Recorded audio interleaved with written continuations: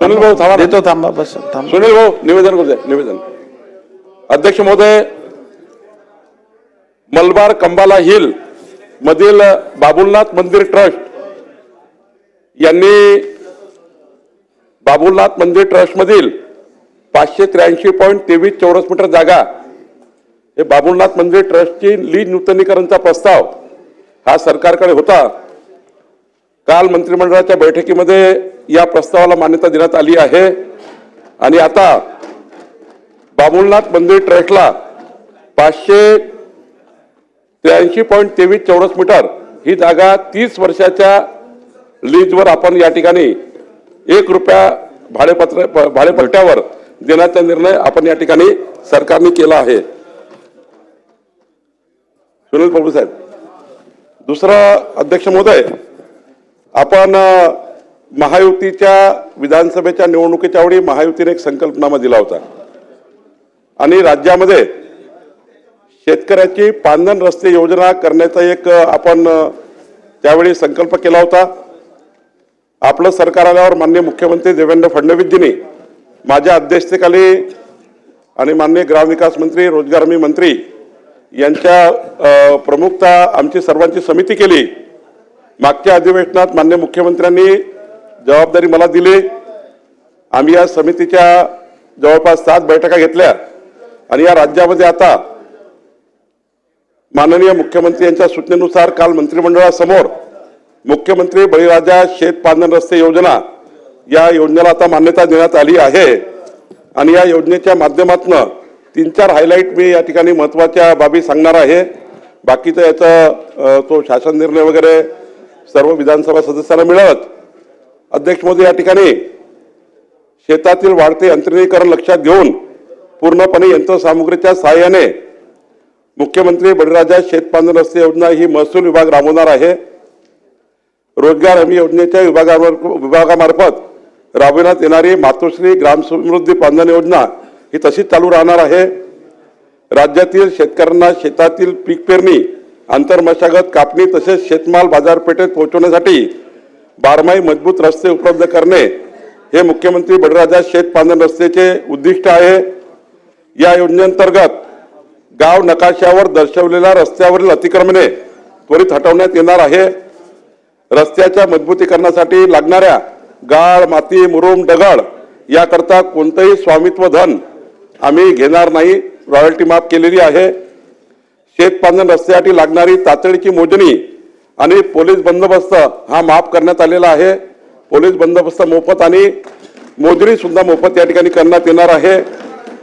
या योजनेसाठी स्वतंत्र लेखाशीर्ष महसूल खातं उघडणार आहे आणि याचा महसूल खातं हे स्वतंत्र लेखाशीर्ष काढणार आणि काही सामाजिक दायित्वातून जर काही पैसा या ठिकाणी आला पुन्हा वेगळा तर त्या ठिकाणी त्यांनाही ती योजना लागू केलेली आहे आणि त्यामुळं त्याचं अकाउंट हे प्रांत एडीओच्या कडे आम्ही ओपन करणार आहोत आणि त्या ठिकाणी सामाजिक दायित्वाच्या माध्यमातून या ठिकाणी करणारा लेखाशीर्ष वेगळं काढून याला शासनाचा वेगळे पैसे देणार आहे.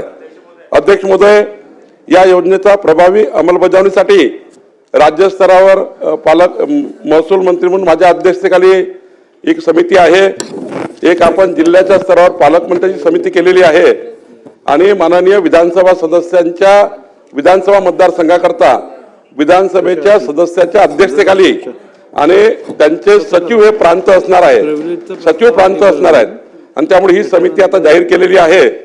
मला विश्वास आहे की राज्याच्या या मुख्यमंत्री बळीराजा पांधन रस्ते योजनेच्या माध्यमातून पुढच्या 4 वर्षामध्ये महाराष्ट्र सरकार शेतकऱ्यांना मजबूत रस्ते देण्याचं उद्दिष्ट हे पूर्ण करणार आहे आणि म्हणून या ठिकाणी मी योजना या ठिकाणी आज आपल्या सभागृहासमोर लागू झालं आणि त्यामुळे आता अध्यक्ष या ठिकाणी आमदार असणार आहे. आपण लेखाशीर्ष महसूल खात्याचं जे काढलेलं आहे मार्चमध्ये आपण बजेटमध्ये त्याचा निधी आपल्याला मिळणार आहे. अध्यक्ष महोदय, तिसरं एक निवेदन आहे. या ठिकाणी 12-12-12 ला भाडेपट्टे नूतनीकरणाचं एक मुंबई, बृहन्मुंबई या भागामध्ये ज्या 999 वर्षाच्या लीज दिल्या होत्या, 99 वर्षाच्या लीज दिल्या होत्या, 90 वर्षाच्या लीज दिल्या होत्या, यामध्ये 2 प्रकारचे धोरण होते. एक तर होतं की जे लीज लॅप्स झाली, जे लीज संपली आहे त्यांच्याकरता एकूण रेडी रेकनरच्या 25%च्या 2% असा एक त्या ठिकाणी नियम होता. आणि लीज रिन्युअल आता सुरू लीज आहे त्यांचा वेगळा नियम होता. आता आपण सुलभ लीज संपली त्यांना लीज रिन्युअल करायची त्यांना एक सारखा नियम केलेला आहे. त्याचंही या ठिकाणी काल मंत्रिमंडळाच्या बैठकीमध्ये मुंबई बृहन्मुंबई या भागातल्या लीज होल्डर्ससाठी समांतर धोरण या ठिकाणी केलेलं आहे. याची परवानगी आपण दिलेली आहे. अध्यक्ष महोदय, या ठिकाणी क्लास 2 क्लास 1 यामध्ये ही जे त्या ठिकाणी मुदत आहे ती 31 डिसेंबरला संपतात आहे, सवलतीची मुदत. आणि त्यामुळे आता आपण शासन निर्णय केला आहे की शासन अधिसूचना दिनांक 4/3/2025 अन्वये प्रसारित महाराष्ट्र जमीन महसूल भाडेपट्टे कब्जा हक्काने प्रदान केलेल्या जमिनी भोगवटदार वर्ग 1 मध्ये रूपांतरित करण्याचा नियम 2025 नुसार भोगवटदार वर्ग 1-2 मधून वर्ग 1 मध्ये सवलतीच्या दराने रूपांतरण करण्याबाबत दिनांक 31/12/2025 पर्यंत असलेली मुदत 1 वर्षाने वाढवून 31/12/2026 पर्यंत देण्याचा निर्णय शासनाने केलेला आहे. दुसरा अध्यक्ष महोदय, याच्यामध्ये महत्वाचा भाग होता जे न्यायालयीन प्रकरण झाले आहेत किंवा नियोजन प्राधिकरणाच्या विकास योजनेत केलेले बदल असतील किंवा अशा स्वरूपाच्या भोगवटदाराच्या अवाकावर कारणास्तव त्यांना प्रदान केलेल्या जमिनीचा वापरास विलंब झाला असेल, कधी कोर्ट कचेरीमुळे, कधी त्या ठिकाणी आपल्या नियोजन प्राधिकरणाच्यामुळे उशीर झाला, कधी त्या ठिकाणी अवाकावरची परिस्थिती निर्माण झाली, जसं कोरोनाचा काळ आला मधल्या काळात.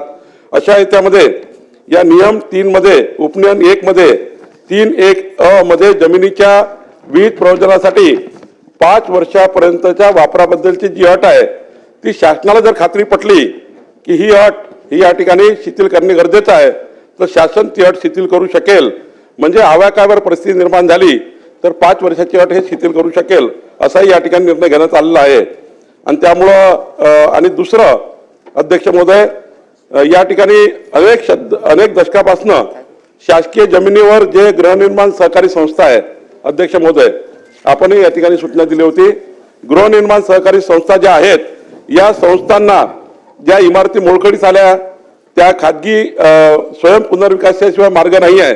आणि त्यामुळे आपण जी 5%ची 25% सर्व गृहनिर्माण संस्थाला आहे, पण जे स्वयं विकास करायचा असेल, स्वयं पुनर्विकास करायचा असेल त्यांना 5% फक्त पैसे आपण घेत होतो, पण त्यामुळे प्रीमियम रेडी रेकनरच्या. पण त्याच्यामध्ये एक अट होती की 25% ही प्रधानमंत्री आवास योजनेला देणे बंधनकारक राहील. त्यामुळं तिथले जे जुने जे बिल्डिंग्स आहे ते काही नवीन ते 25% लोकांना काही प्रधानमंत्रीला घर देऊ शकत नाही, त्यामुळे ते वेगळ्याच सीमा लागतील. आपण यामध्ये अट टाकली होती की तुम्हाला रिडेव्हलपमेंट करायचं असेल तर 25% प्रधानमंत्री आवास योजनेच्या लोकांना द्या. त्यामध्ये आता वर्षभरात कोणीच आलं नाही, त्यामुळे ही अट सुद्धा आता काढून टाकलेली आहे. त्या 3 महत्वाच्या गोष्टी 10% ते 5% केलं आणि स्वयं पुनर्विकासाकरताही 5% केलं आणि गृहनिर्माण संस्थेकरताही केलं.